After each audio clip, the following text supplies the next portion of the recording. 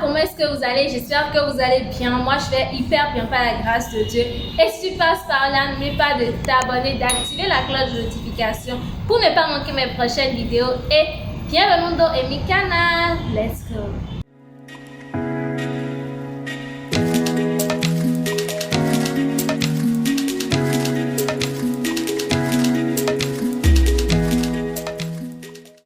Aujourd'hui, j'ai envie de faire une vidéo un peu particulière, un peu différente des autres.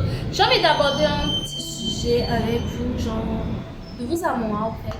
Nous allons parler un peu, je vais parler du quotidien, du stress qui est tout le temps de nous, des impacts négatifs de certaines personnes dans nos vies. Est-ce que ça peut engendrer au fait dans notre état d'esprit mentalement quoi? Est-ce que ça peut changer dans notre état d'esprit, nous faire nous sentir mal? Donc nous allons un peu parler de ça. Je vais parler avec vous. Donc let's go! Nous le voulions ou pas, notre santé ne dépend pas seulement de ce que nous mangeons. J'ai déjà abordé déjà cette petite partie dans la première vidéo que j'ai faite quand on a commencé l'année, la toute première vidéo que j'ai faite en commençant l'année. Si tu ne l'as pas encore regardé, je vais mettre le lien en barre de description. Donc dans cette vidéo-là, je parlais du bien-être mental. Parce que la santé ne passe pas seulement que par la nourriture, par les aliments, même si ça c'est très important pour le physique. Mais pour le mental, c'est tout autre chose.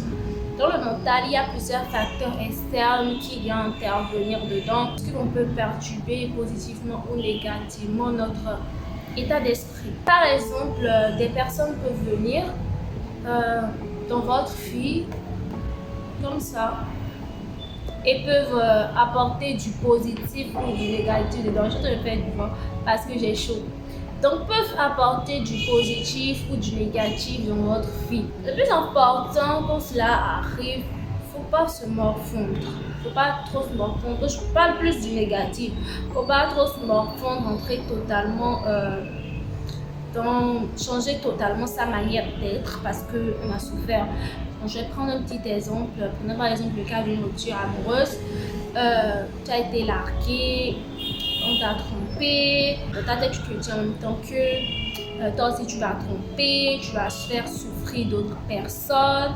Mais c'est pas vraiment la manière d'agir. Ça c'est plus une manière d'agir défaitiste pour moi parce que genre c'est comme si tu regrettais cette relation-là. Parce qu'avant de rentrer dans cette relation, ça vient quelque chose qui t'a attiré dedans. Et puis, il faut pas dire que tu as vu que des mauvais côtés dedans. Avant de rentrer, il y avait des bons côtés et tout. Donc, tu ne vas pas te dire que c'est totalement du regret parce que ça t'a appris quelque chose. Ça t'a appris à prendre sur toi, à réfléchir avant de t'engager, à réellement peser le pour et le contre, pas juste te jeter sous l'effet des sentiments. Les situations négatives arrivent dans notre vie. Il faut te dire que t'as pris une leçon de vie. C'est quelque chose que tu as appris comme leçon, qui va plus se reproduire, tu as fait plus attention.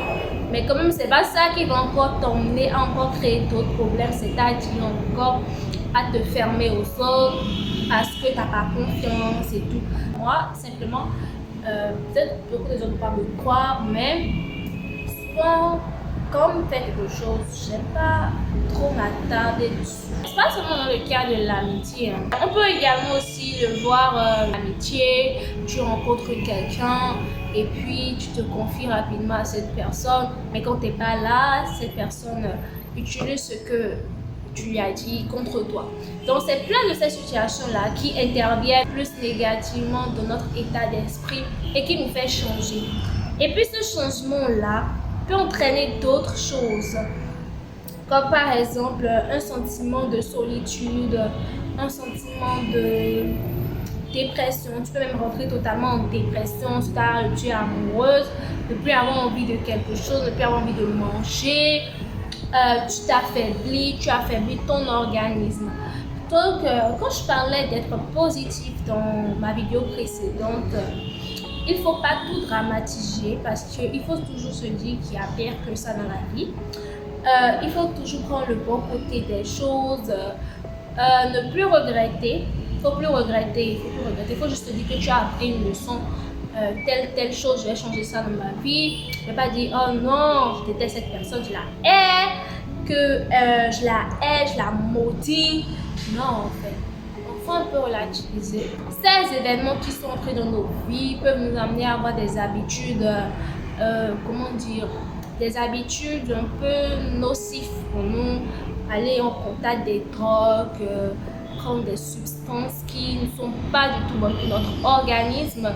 Donc, sincèrement, nous devons relativiser les choses. Et surtout, il faut apprendre à parler. Il faut apprendre à parler, à se confier. Je suis en train de le dire, mais moi, je suis la personne la plus renfermée qu'il soit. Je garde tout en moi. Et puis le jour, la goutte déborde. Ça va péter au fait, genre, ça déborde et c'est ça un peu qu'on essaye de refuser. Donc moi, quand je suis quelqu'un qui garde beaucoup de choses en moi, je n'aime pas parler. C'est clair, je n'aime pas parler. Je suis là, je te regarde, j'analyse, hein, je vois ce que tu vois, je l'enregistre, je peux te pardonner, ça peut passer, mais c'est toujours là. Donc le jour, ça me semble être trop là. Je déverse ça, toi mais tu vas te dire, genre ça qui t'est où ça, genre peut-être que j'ai pu dire, ok c'est l'accumulation de beaucoup de choses qui entraînent ça. Donc un peu il faut éviter ça, il faut éviter d'être enfermé, il faut savoir parler, il faut savoir se confier, il faut savoir se livrer un peu parce que, et il faut se livrer aux bonnes personnes, pas se livrer à n'importe qui également parce que tout le monde n'est pas là pour notre bien. Donc, il faut savoir se livrer à la personne, à une personne de confiance, à une personne sage. Et la personne sage se voit à travers son comportement, à travers sa manière de réfléchir, à travers sa manière d'agir. Donc, c'est ça, il faut prendre son temps d'analyser les gens. Il ne faut pas prendre tout le monde pour tout le monde, parce que dans cette vie-là, tout le monde n'est pas forcément une bonne personne. Tout le monde n'agit pas forcément avec de bonnes intentions. Comme autre facteur qui peut également jouer sur notre mental, le stress. Le stress, ça c'est carrément, ça c'est le facteur des facteurs. C'est carrément le facteur des facteurs. Donc le stress, tu es tout le temps stressé, hein? Tu composes du stress. T'es en salle, tu stresses. Donc, on a le stress, la pression sociale. La pression sociale, c'est carrément arrivé à un moment de ta vie, disons arrivé à partir de la jeunesse, disons de la vingtaine comme ça, et puis tu n'as pas déjà une certaine stabilité. On peut te dire que tu es en moins que rien, tu n'as pas réussi dans la vie, des trucs du genre, des bails pareils au fait. Donc, il faut se dire que chaque chose en son temps, c'est pas parce que telle personne est là-bas et puis toi tu es encore en arrière, mais non plus tu n'encourages pas à la paresse. Il faut également se bouger, mais si tu sais que tu te bouges et que ce que tu attends n'est pas encore prêt, ne te laisse pas influencer par la société. Ne te laisse pas du tout influencer par la société parce qu'on peut dire telle personne est arrivée à un tel niveau et toi tu es encore là et tout. C'est pas une course. La vie n'est pas une course entre les personnes. Chaque chose arrive en son temps. Tu ne dois pas te comparer à une autre personne parce que tu n'as pas eu le même parcours de vie que lui, le même environnement social dans lequel il a grandi, il n'a pas grandi avec la même éducation, dans le même environnement. La seule personne en qui vous pouvez vous comparer, c'est vous-même. Vous devez vous dire que vous pouvez faire mieux que la personne que tu étais il y a 2 jours ou bien l'année passée par exemple. Tu peux faire mieux cette année que cette personne-là et demain être mieux que celle que tu as aujourd'hui, mais celui que tu as aujourd'hui.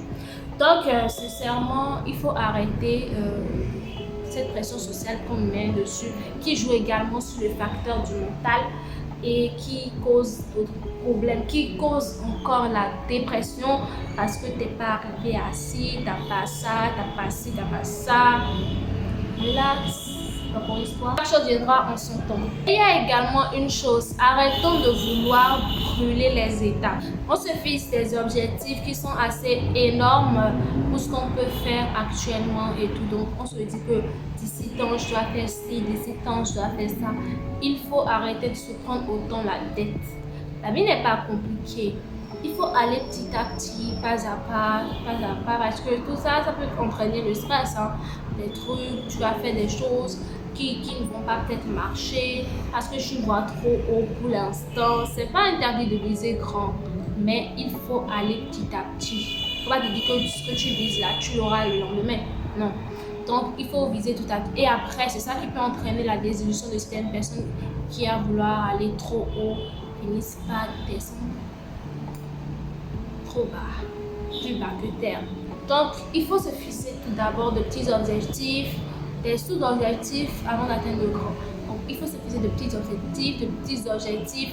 Et quand tu atteins cet objectif, tu t'en fixes un peu un autre niveau, ainsi de suite, jusqu'à atteindre le niveau que tu veux. Mais ne pas tout le temps dire que ça, je le fais en même temps. Non, c'est pas possible. Parce que ça va te causer que du stress. Tu vois. Je ne sais pas si vous arrivez à comprendre ce que je suis en train de raconter depuis là. J'avais oublié d'aborder avec vous le facteur du digital. Donc, certaines jeunes d'aujourd'hui, pour pouvoir posséder des choses assez luxueuses que certaines personnes montrent sur les réseaux sociaux, vont décider d'emprunter des voies pas très claires, pas très commodes, juste pour essayer d'obtenir ces choses et d'être dans le matu vu. Or qu'ils ne sont même pas sûrs de pouvoir gérer tout ce qu'il y a autour. Donc, il faut accepter, il faut avoir le sens du discernement, il faut accepter sa situation. Il ne faut pas envier les gens. Il faut essayer de travailler pour pouvoir aller de l'avant et changer sa situation de manière honnête.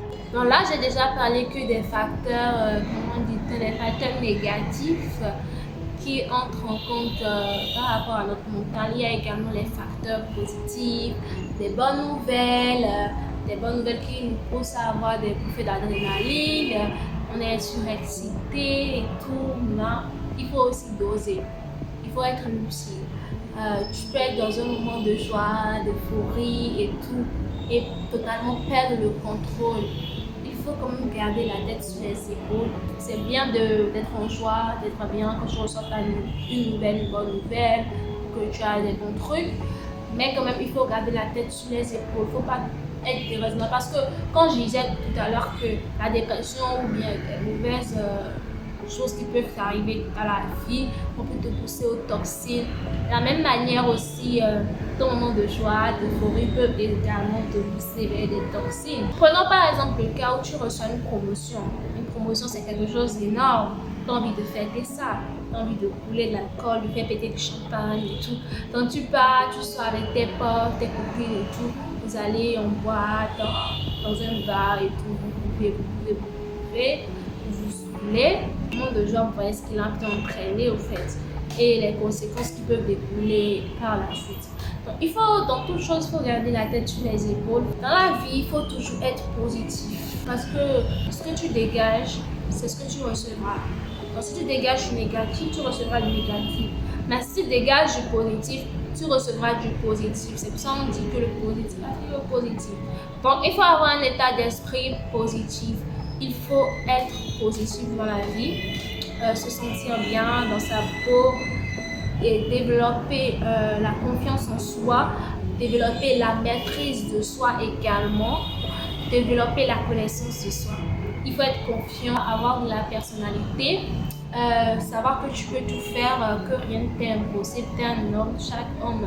Tous les êtres humains, tous ceux qui ont réussi cette vie sont des êtres humains, ils n'ont pas de tête, n'ont pas 4 têtes, ce sont des êtres humains.